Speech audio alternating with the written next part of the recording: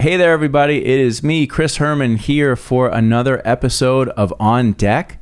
Today we have Charlotte Cartaya.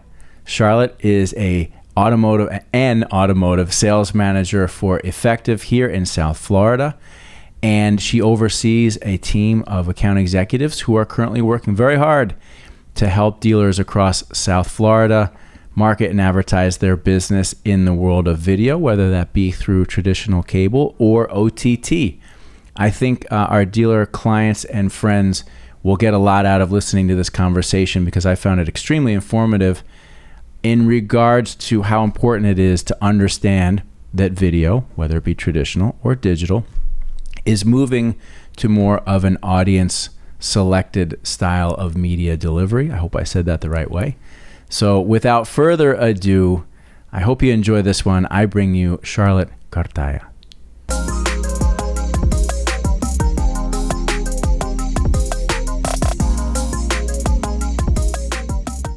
Charlotte, right. How are you? Wonderful. How are you, Chris? I'm doing very well. Charlotte Cartaya. Yes, sir. How did I do with that one? You did very well. Thank you. A lot better than others. I appreciate it. Well, Charlotte, you are on deck. Welcome. Thank you. Thank you for having me today, Chris. You're welcome. For those of you watching and listening, Charlotte is an automotive sales manager for Effective. And for those of you that are not sure, well, what is Effective? Effective was Xfinity. Xfinity was Comcast. So by circumnavigation, Effective is the new, not so new, it's been a couple years now, this new brand name for Comcast. So again, welcome. Thank you for joining me. Thank you again. Thank you for having me. I'm Look looking forward to this. Great. Me too. Let's jump right in. All right. Of course, most people in our industry are already familiar with Effective, and most of our clients and many people in the automotive industry, I would presume, over the years have used Effective in some form, whether it be more of the traditional cable side or now, within the last few years, more of the digital OTT side. Mm-hmm. You come to the retail automotive space within, let's say, the last year or so, right? Is that correct? Yes. But you've been exposed to retail automotive on Tier 1 and Tier 2 for some time. Correct. I'd be curious to start off. Tell me a little bit about the Tier 1, Tier 2 experience, and then maybe we can talk about your transition into the trenches of Tier 3. Into the weeds. Yes. Yes, absolutely. So it's definitely been night and day with dealing with Tier 1 and Tier 2 automotive. You look at a more broad scope. We look and see audiences, not into like the lower funnel, more of a branding message. And it's been where you're consistent all throughout the year. So we'll look at just like an in-market for a Toyota, or just they have bought Toyota in the past. So to continue to conquest that market and that audience. So, and just all throughout the year, very to the T, simple campaigns, having that message out there, making sure they're top of mind. In the retail, in the Tier 3 side, obviously, we try to do our best, and our clients try to do our best to plan on an annual basis or a quarterly basis, and then it's reactionary on a monthly basis. But as we know, it can be reactionary on a weekly basis, depending on how the business is. When you're at the Tier 1 level, is there that type of disruptive change in the planning, or is it really laid out in a nice, more smooth and organized fashion? It is laid out with a beautiful bow on it, if we want to say. Right. It's laid out on a more so annual basis. In between, we'll tweak as we need based on any reporting or any metrics that we've seen. But compared to Tier 3, oh no. We can change it overnight if we have to. Right. Yes. And on the Tier 1 level, I guess it's safe to say you're dealing with agencies who are planning that. But when you're dealing with the Tier 3 level, it's a combination of agencies and the actual dealerships that you might be working directly with, correct? Yes, you're doing a very nice dance between both. Right. How do you what's the difference what's the dance, if you will? So with the agency, it's definitely about the data, making sure why it's important for their client and educating them throughout. Because we're really the partners with both agency and a client level. With a client direct that they're dealing with, who knows how many other partners, dealing with their own internal staff, making sure that their profits are increasing month over month, day over day. You have to get to the weeds. It's like I always say, you want to talk to them short, sweet, to the point, and what they want to hear to help them grow their business. Because that they have 15 minutes of their time because they're running 1,000 miles an hour. So that's what I think I would say between both of those. So we were talking before we started here, and your husband's in the automotive business. Yes. And had indicated to you, mentioned that he indicated, you're going to end up in automotive at some point in time, and you have now. And we talked about that. Tell me perhaps with some more detail of your experiences of being more exposed in the Tier 3, because I know you said you really enjoy it. So I'm curious to get a little bit more insight from you about what it's like working with dealers. Yeah, so it's funny. With him, he's a car accessory guy.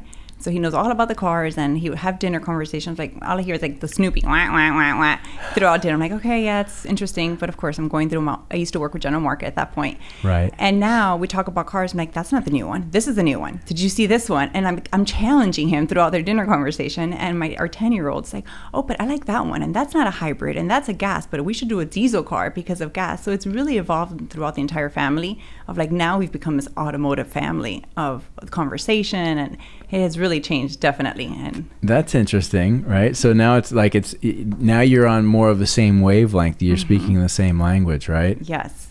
And like what cars and what trucks, and it's just night and day between them. Now it's interesting when the lease is up or what the next car is. Now I definitely have more say on like, no, I like this one, or this is the one I'm looking at. Right. So it's been fun for them. How about, your experience, now working more directly with dealers? So with them knowing what I know and like what's happening, especially in today's day and age, it's just not wasting their time, especially that, with inventory or transitioning from a tier 2, tier 3, let's say, from a tier 1 to tier 2 to now tier 3, it's really hitting the ground running.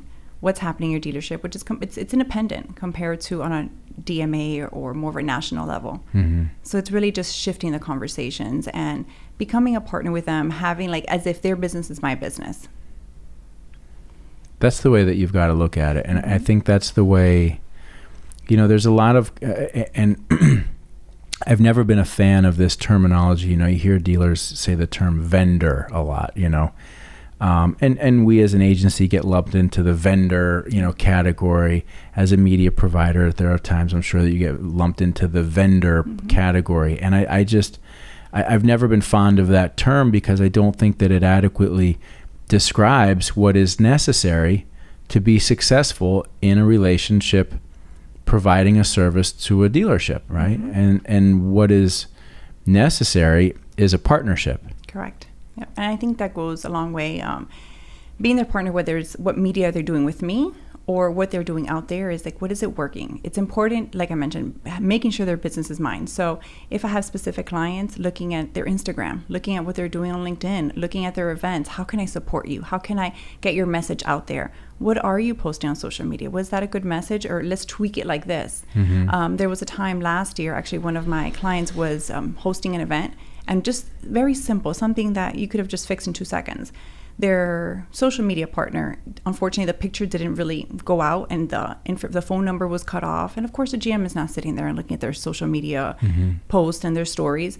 And I took a quick picture and said, send me the picture and I'll format it for you, fix it, and let's just re-upload it quickly because your event is in a week from now. It's launching the 2021 cars. Let's get this updated. And like, that's something as a partner you should look at as their whole media. What else are you doing so I can be there to help you? Right. So looking at that as a whole scope, it's important for me. What you can do to be helpful in a number of areas, particularly now, because it's no secret in our industry. There's no chips, very few cars. Yep. Dealers have dialed back their marketing and advertising expense, understandably so. I know we both feel that they could be doing more to message now and think they should be, but they're dialed back, which means that, for yourself and your company, you have to find perhaps at this time smaller and more meaningful ways to be contributory and to be helpful. And it might just be what you're talking about. Something that's completely out of your wheelhouse where you're just like, hey, we'll help out in any way to develop that partnership. Absolutely. Where, and like I said, we'll bounce around a lot. Where, some of your fundamental business skill set that you've acquired over the years, where did it come from? Like what drove you into this direction for a career? It's funny. So my degree actually is in criminal justice. I started advertising at the newspaper company with the Miami Herald when I was 25 years old. And just the passion of seeing a small business owner, their marketing go in 3 months later, knowing that they were able to stay in business because of what we've done, it felt like I was helping them in many ways. So put my degree aside, and I just kept running with advertising. And what I saw was very much self-developed, having that passion, knowing I need to keep learning, I need to keep being challenged. For myself, it's just, I can't be bored. So I'm constantly trying to find ways how to self-develop and how to challenge myself. And with advertising, as you know, it changes on the minute, every minute, if we want even look at today's day with streaming and OTT. So I really felt that having that, I would always feel challenged. Fast forward 15 years per se, definitely don't want to age ourselves here.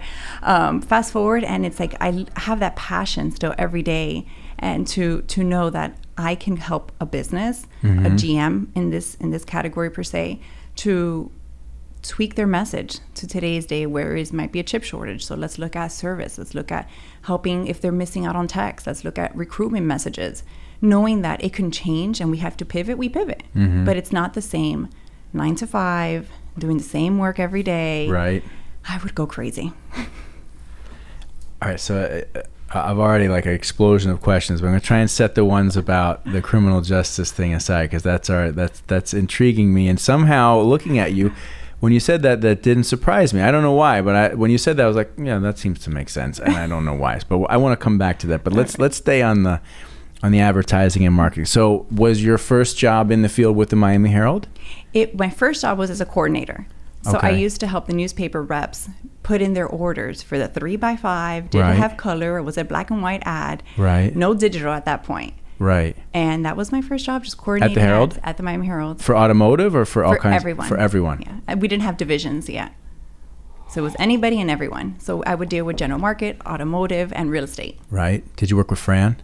Yes, I certainly did. That was about 3 years later. I worked with Fran. Fran Rosenthal. Yes. She was a powerhouse there. Oh, I love her. You don't mess with Fran. Right.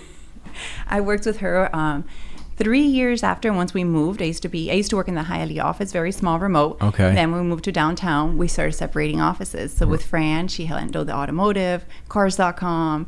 Then we had real estate, and then general market. Oh my God, I haven't thought of her name in some time. I really like Fran. I mean, if you know Fran and you appreciate what Fran's about, then of course you're just like, she's just awesome. She's to the point. You know, right? You know how Fran is feeling. No BS. Would go in and sit down with any dealer, didn't matter who, and just be like, yep. You know, awesome. Okay, well, what a cool coincidence that there's that connective tissue in our conversation. So you start off, you're helping out, and as you're moving along, take me along, and then we're going to come back to effective and some of the cool stuff that you guys offer dealers, but I'm always more interested in hearing the personal story. Absolutely. Started the newspaper as a coordinator, then from there moved to the downtown, which is where I met Fran, was promoted to their digital media specialist. At that point, we were just starting banner ads. The Miami Herald had their website. They had just launched Miami.com. Yes. So we were doing sponsor ad, helped really develop and see placements. So all about the back end. A few years, I was there for 15 years, actually 12 and a half. Started to then do business development. That's when we started doing Yahoo, behavioral targeting, all the digital world. Became Google Analytics certified. That's when it really started to evolve to what digital was. Understanding like uniques and the page views, and at that point was started to go out with clients and help educate from newspaper, the shift, very much the shift that we're at today. Right. Educate what the newspaper was and how we're moving toward digital space. What do you mean digital? Nobody goes online. What is behavioral targeting? So educating the client as well as the account executive through the transition and having those partnerships with all the different media partners, whether it's a Yahoo or different programmatic exchanges as well. So just learning the back end, putting like my geek hat on and just learning that, like, what is our cost for that and how do we upsell and what's our cost and what are we actually getting? Where's the data coming from? What does the reporting look like? How does it help our client? So it really evolved in the last 3 years that I was there to a digital company per se. And I can tell by how you're explaining it, you enjoyed it. This was exciting for you. Yep. And that's where I realized, like, I like this space. I like the digital media. I like knowing the audiences and knowing how it has changed and it continues to evolve, and how we can target, and so many different ways to target a person, whether contextual content, retargeting them, just so many different ways. So it was definitely fun. And that's where when I started with what used to be Comcast, now Effective, I came on board as their interactive, we would call it digital interactive media specialist, and helped our teams very much the same as what I used to do, coach, educate them on how TV's becoming digital, the new OTT space, how it's the wild, wild west, because it certainly is the wild, wild west to today's day, and how do we really stand apart with our solution.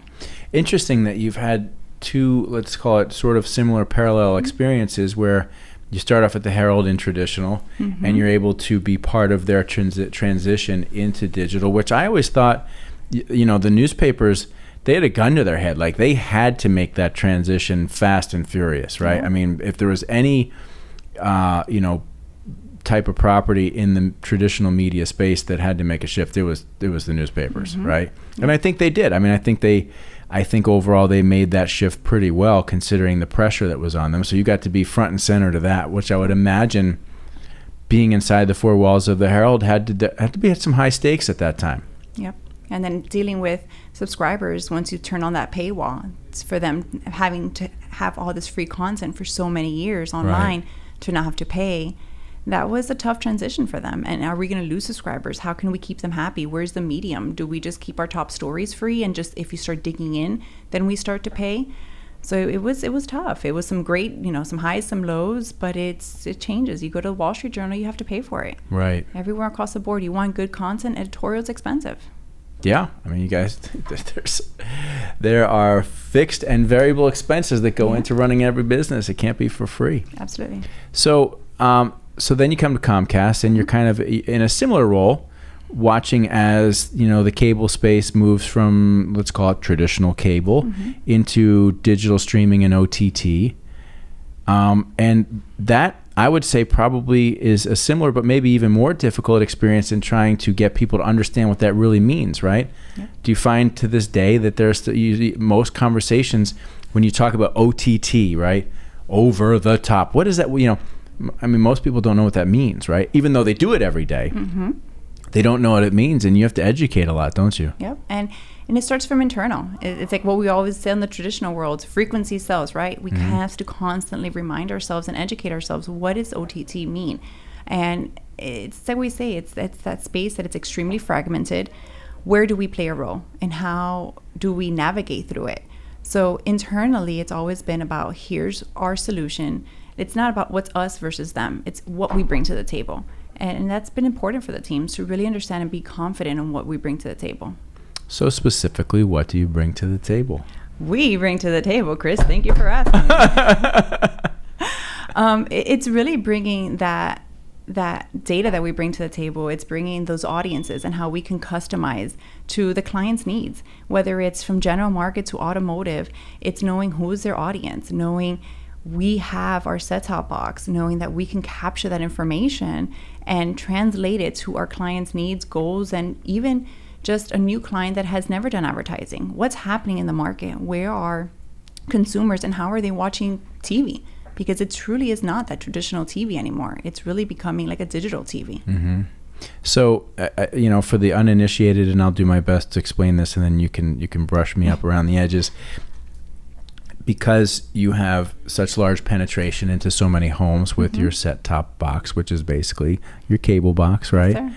You are able to acquire data on your viewers through that, right? So information about the household from this, but then you're also layering that with data providers such as Polk and Experian, where you're able to, I don't know if it's to the IP or whatever, but you're able to layer this data to create pictures of individuals and audience segments that you can then. Correct. Was that, how'd I do? You're hired. Done. That's it. Yes. We have an opening for you. All right. Exactly that. We really create those segments for the audiences and completely customized for the client. Based on that information that we're capturing, we know how much time is spent on cable. We know how much time is spent on broadcast. We know how much time is spent on live versus streaming. There's always been this misconception. We only want prime time. People only watch TV from 7 to 11. And the majority of the time, actually, they're watching outside of prime. So it's a great way to help our clients see what's happening. And then when we even peel it back just a tiny bit, we say, these are your areas, your zones, which is your neighborhood. Here's what's happening. We see each neighborhood, we call them our zones, are night and day. Sometimes we see Miami actually has less streaming, less OTT than West Palm Beach.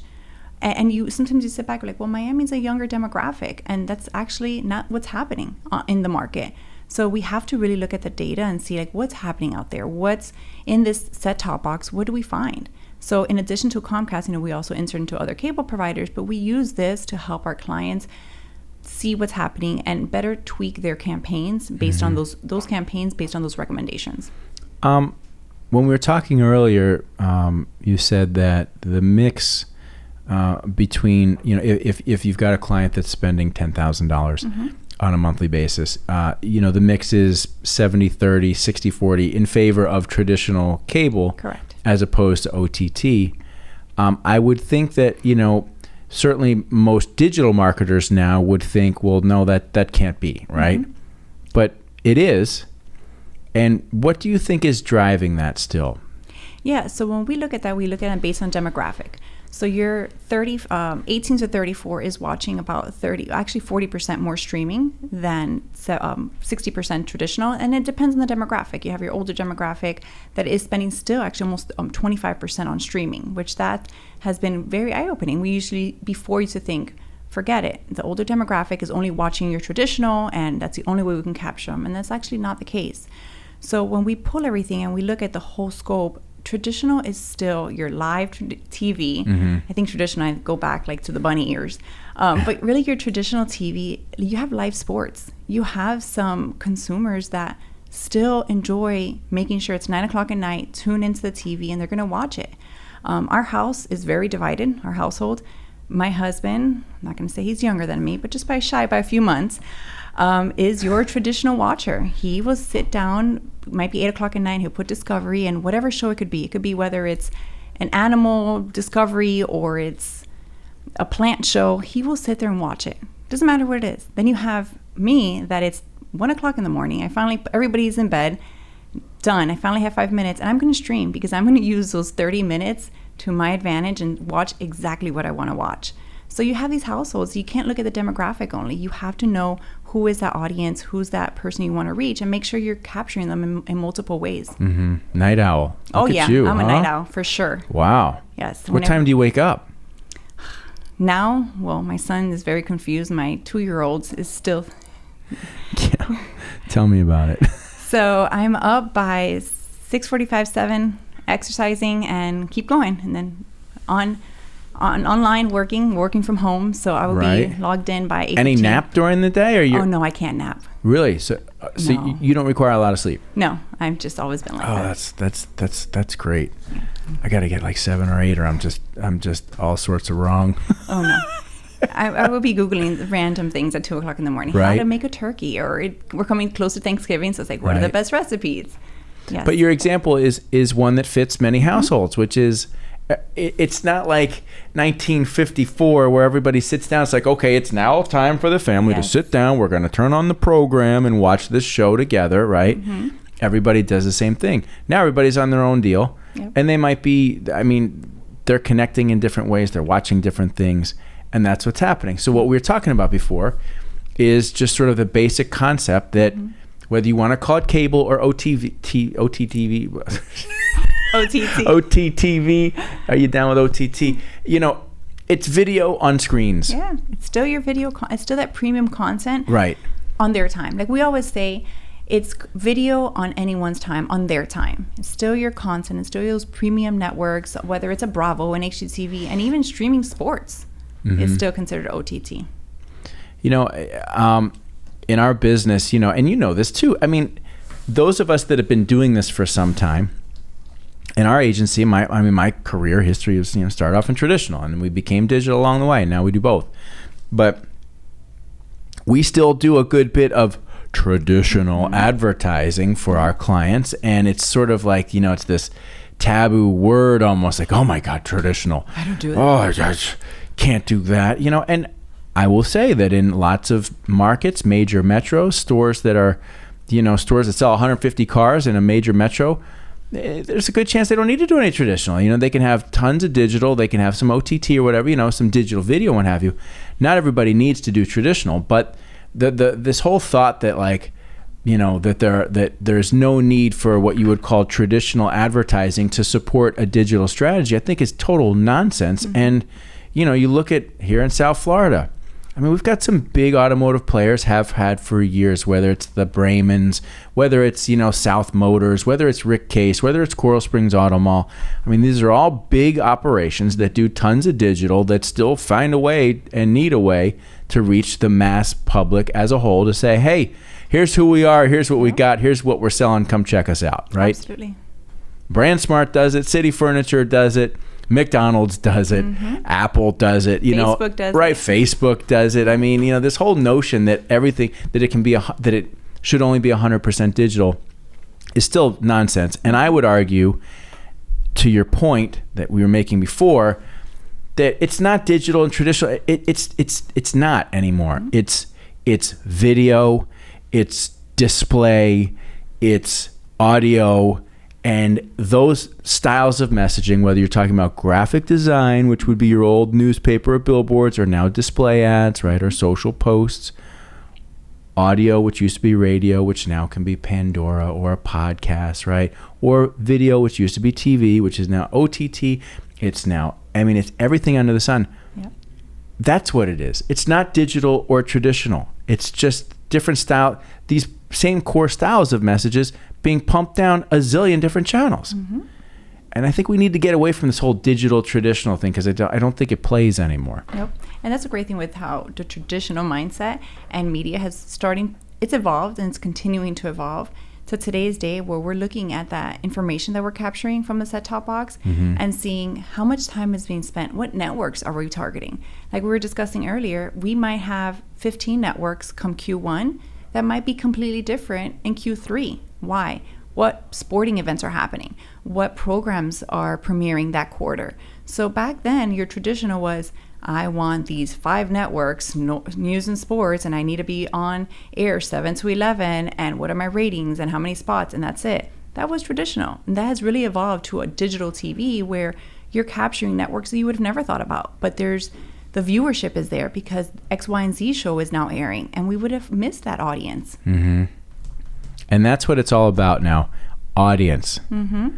Who are you trying to speak to? Yep. We've got the data that says how to reach them. Correct. Right? That's not there's no like, well, how do we I want these types of people, how do we reach them? We know how to reach them. Mm-hmm. Now it's just about picking the right audience, which is one of the things in the world of OTT, right? Everybody's got their secret sauce. We've got the data. We've got the audience. We've got this. We've got that. And they're all compelling to different degrees. But to your point, again, referencing our conversation, we talked a lot before. But you guys, as the cable provider, have the carrier agreements with, safe to say, more programming? Educate me there. Yeah, absolutely. So what we do is the same way we used to do on our traditional side. We have the carriage right agreements. So with all these networks, like let's just say a Bravo. I'm a Bravo fan. I love my Housewives. Okay. That is my unplug from the world. Yeah. We have these agreements with these networks that we are guaranteed X amount of impressions on the OTT side, just like we're guaranteed X amount of live spots on each network. So that's a great thing with what Comcast, now effective, we are able to capture in our OTT solution. It's knowing that before it gets into this direct deals or like this programmatic space, is that we have this inventory before anyone else does because of these agreements that we've had for many years, 10 to 15 years. Mm-hmm. Interesting. Do you enjoy it? I mean, I that's a dumb question. I think you clearly do. What do you enjoy most about what you do? It's many different parts. Like internally for the team, since I now manage 7 AEs, it's seeing how I can kind of get them out of their comfort and challenge them, and knowing where they have the opportunity to strengthen their pitch or just themselves. And it's like you feel like they're your children. Right. Yes, you did this. Good job. But I've seen how they've struggled, throughout it. And then now I'm like, I got this information. I got it now. It's like I tuned in and now I understood. So I love to see that. I love to be there by their side and help coach them to get to where I know they could be. I have some team members that are now recording themselves and sending videos to their clients and are confident of their OTT acumen. And even if a client asks, well, what's the difference between you and this person? And what do you have? They're like, oh, call me. It's fine. I'll answer any questions you have. Back 6 months ago, a year ago, they were like, I'm not doing it. We need somebody to help me. I need help answering these questions. So I love seeing that. I love seeing that they've challenged themselves. They've plugged in. We've partnered together and seeing them grow in this space, especially in the OTT space. This is very new. I say very new, but it's been around for 3 to 4 years. But now it's like where it's front and center. And then on the client side, seeing the client see results, whether it's through their Google Analytics report, seeing more direct on organic traffic, seeing their bounce rates have gone down, more of a quality traffic, geography. You barely see China on there because, we know our set-top box. We know where it's landing. Right. Seeing them have that and just like, I get the OTT. I get this, so I want more of this, and I want to make sure I'm on my live sports and having that audience campaign. That's great to see that for the client and knowing that we've helped them along the way. That's great.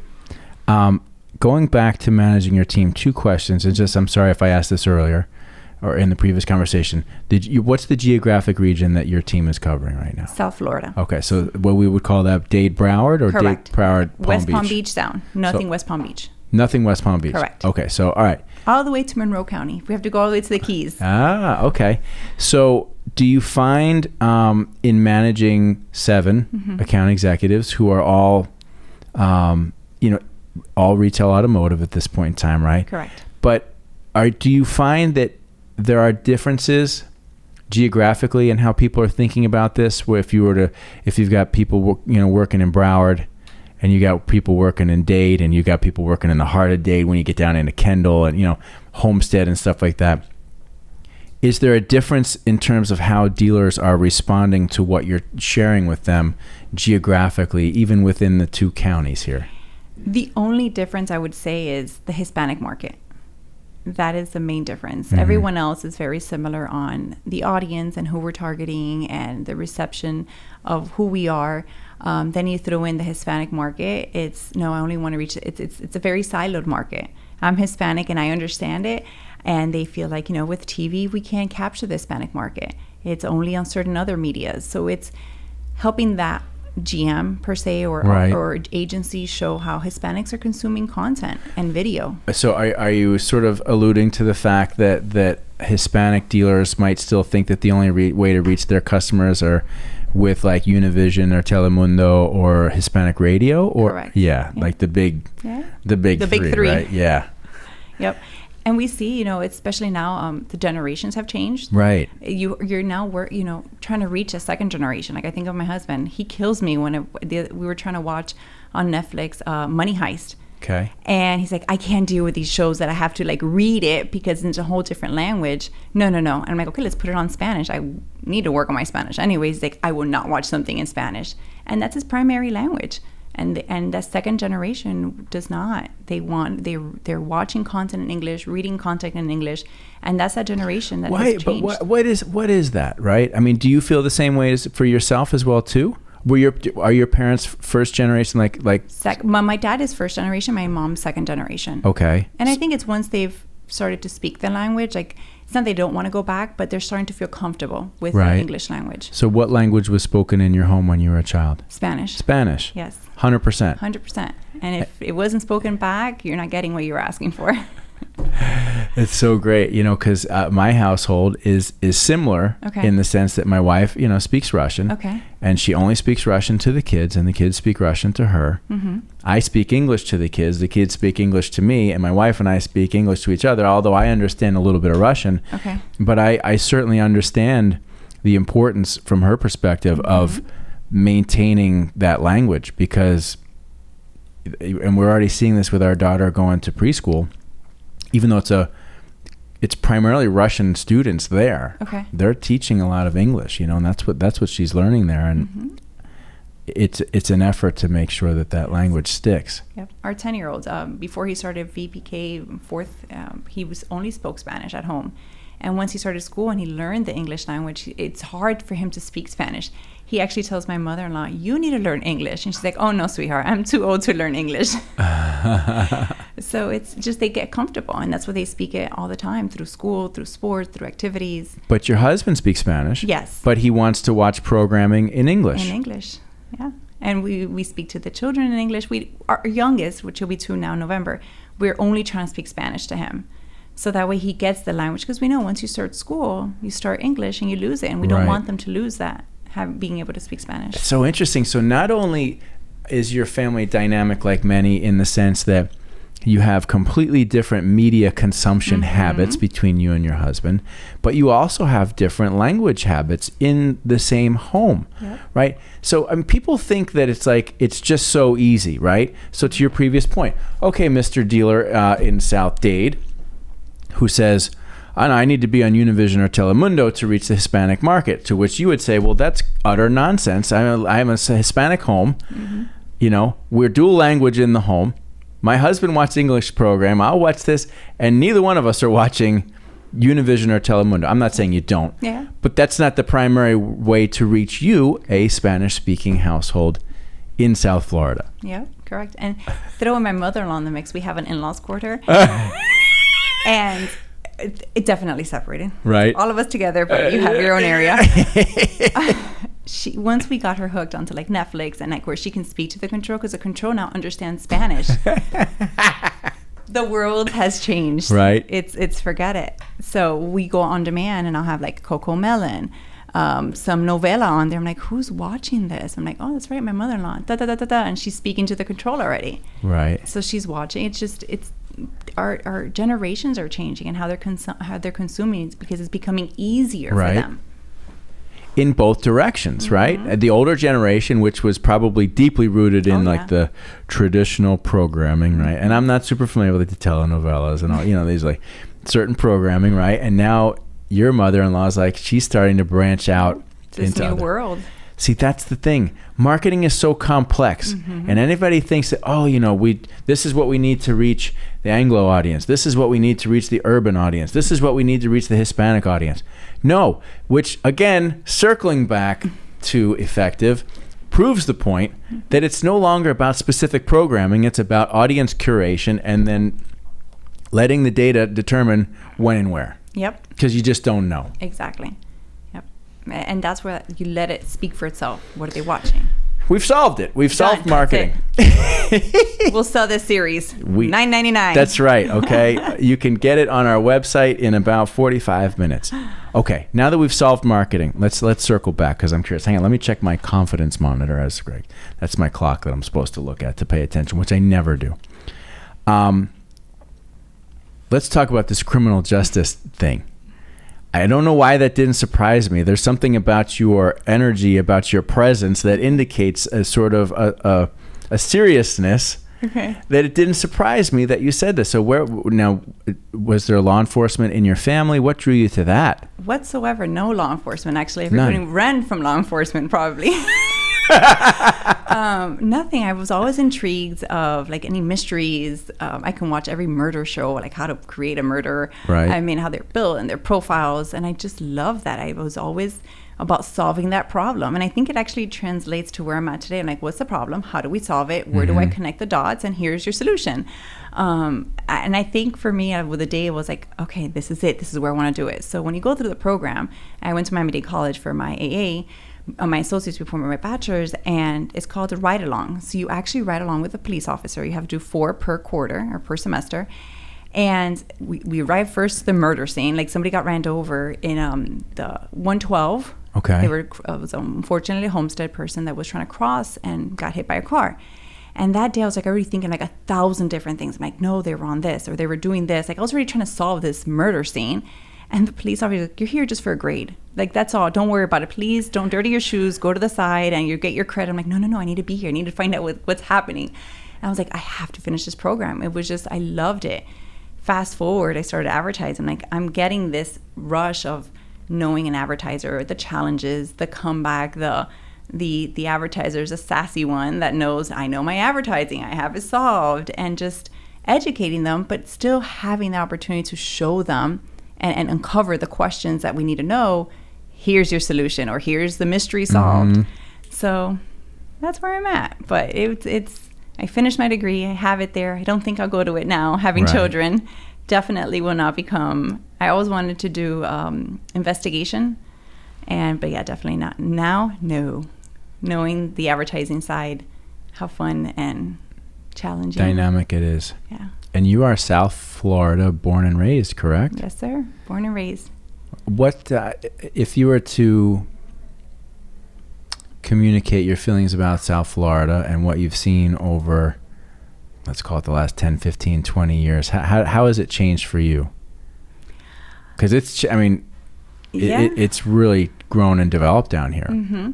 For me personally, since my son's 10, I have really slowed down and become more family oriented. Right.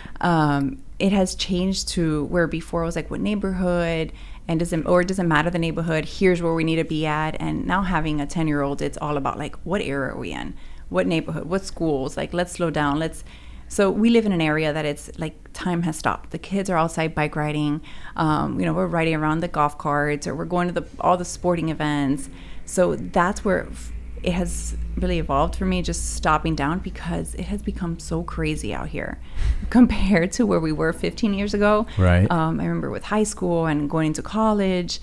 I mean, it has just fast forward by 1,000 miles of how many people have moved down, and just, it's kind of crazy. Yeah, it's exploding, and it continues to do so. And I think culturally it has become more interesting and more diverse, right? Mm-hmm. Like I remember, and I've been in South Florida for some time, and when I first got here, it was South Beach, and it was like that. It was just like, that was kind of like the cool. That was the thing, and everything was trying to sort of fit into this like cool hip South Beach bucket, right? And now, at least from my involvement, right, I know it was more than that, but that was the big picture painted to the world, right? You didn't hear a lot about like, different eclectic bistro restaurants. You didn't hear a lot about like yoga or alternative like spiritual communities and stuff like that, right? But now all that stuff is really all perked these different up. Districts. Yes. It's like, if you're a local, not to go to South Beach. Right, That's exactly. like the last place you want to go to. And so you hear like, before it's like Wynwood. I would not drive around there. Are you crazy? When we used to work in downtown at the Miami Herald building, I was like, oh, no. That's only if like I-95, there's an accident. You have to then drive through Wynwood. And now we take the kids out. They have great nights there. If they have like a food truck event, or there's an artist there. I mean, we just go with the family, and especially now in our Miami winter, that you can go out there and have it and enjoy the night. Yeah. Yes, the Miami winter. We got a little taste of it the other day. It started warming up again today, but it was cool. Yes. All right, I'm jumping around again. Going back now, I'm gonna stitch your criminal background, your love of media, and your Florida repertoire. Did you watch Dexter? Were you a Dexter fan? Yes, I was. I started to watch it. I have to finish. You didn't finish it? No. So that's the worst thing. Like, I don't like starting to watch a show and then not finishing. Right. But now it's like, it's just so, I don't have time. Right. And then like you start adding shows to your queue, and it's been really hard to select. Then you hear like this new one, like I just heard over the weekend, you have to watch Yellowstone. So I started to watch some, like, okay, now I'm hooked on this. You came back out, or it's like a new wife. So I'm my queue is all over the place. I've been a little bit all over the place too. My mom turned me on to Yellowstone. Okay. And I started watching it this summer when my wife and kids were away. I started getting into it. I was like, oh, it's awesome.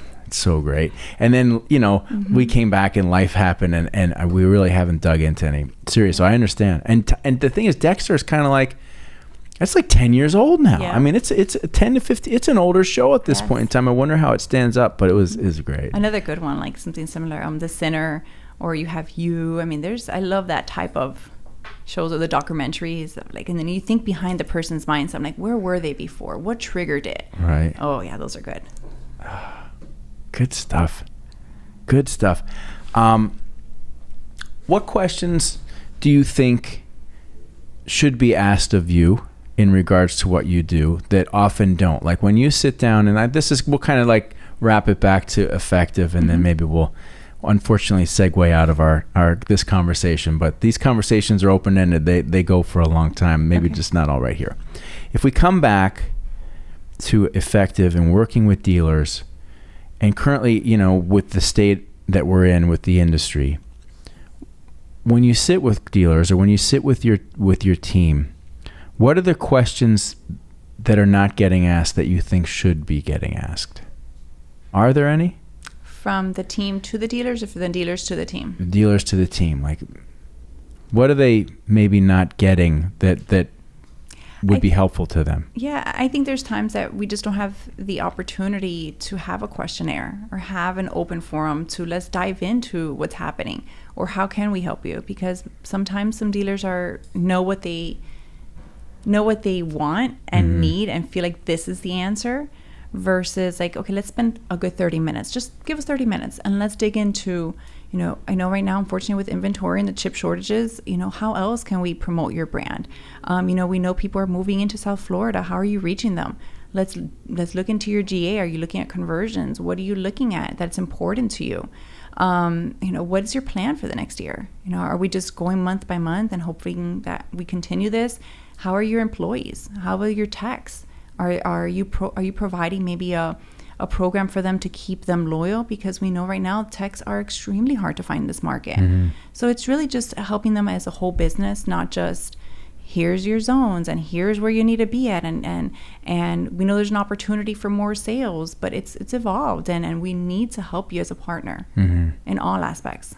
I think that's a good point to kind of tie it up on, is that any one of us in this business, serving dealers, you hope for the type of relationship where you can have a meaningful dialogue back and forth, right?